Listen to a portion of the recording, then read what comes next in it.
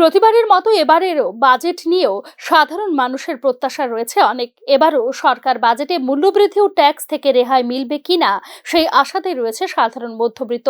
এর মধ্যে সবচেয়ে বড় উপহার হতে পারে কর অব্যাহতি। 2025-26 অর্থ বছরের বাজেটে নতুন কর ব্যবস্থাপনায় 10 লক্ষ টাকা পর্যন্ত বার্ষিক আয়কে করমুক্ত করতে পারে সরকার।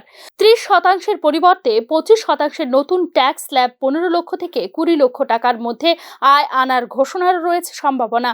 এছাড়াও নতুন ব্যবস্থার অধীনে মৌলিক ছাড়ের সীমা বাড়িয়ে 5 লক্ষ টাকা করার ঘোষণা করতে পারে সরকার।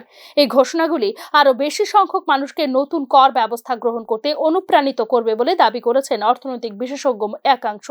মুদ্রাস্ফীতির বোঝা কমাতে সিআইআই এর সুপারিশ মেনে নিয়ে আবগারি শুল্ক কমাতে পারে সরকার, যা হ্রাস করতে পারে পেট্রোল এবং ডিজেলের দাম। পেট্রোলে 19.90 টাকা এবং ডিজেলের উপর 15.80 টাকা আবগারি শুল্ক আরোপ রয়েছে বর্তমানে। প্রধানমন্ত্রী কিষাণ সম্মান নিধির পরিমাণও বাড়ানো হতে পারে এবারের বাজেট। সংসদের স্থায়ী কমিটি কিষাণ সম্মান নিধি বার্ষিক 6,000 টাকা থেকে বাড়িয়ে 12,000 টাকা করার সুপারিশ করেছে। এই স্কিমের অধীনে বর্তমানে 3 কিস্তিতে প্রায় 9.5 কোটি কৃষকদের প্রত্যেককে দেওয়া হচ্ছে 2,000 টাকা।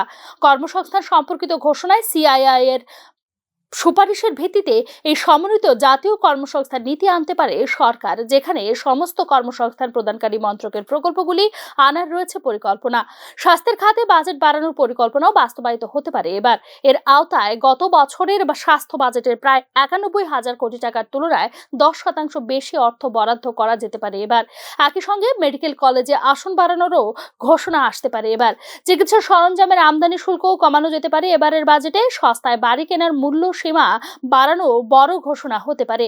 এর অধীনে মেট্রো শহরগুলির জন্য সাশ্রয়ী মূল্যের আবাসনের সীমা 45 লক্ষ টাকা থেকে 70 লক্ষ টাকা এবং অন্যান্য শহরের জন্য এই সীমা 50 লক্ষ টাকা করতে পারে সরকার।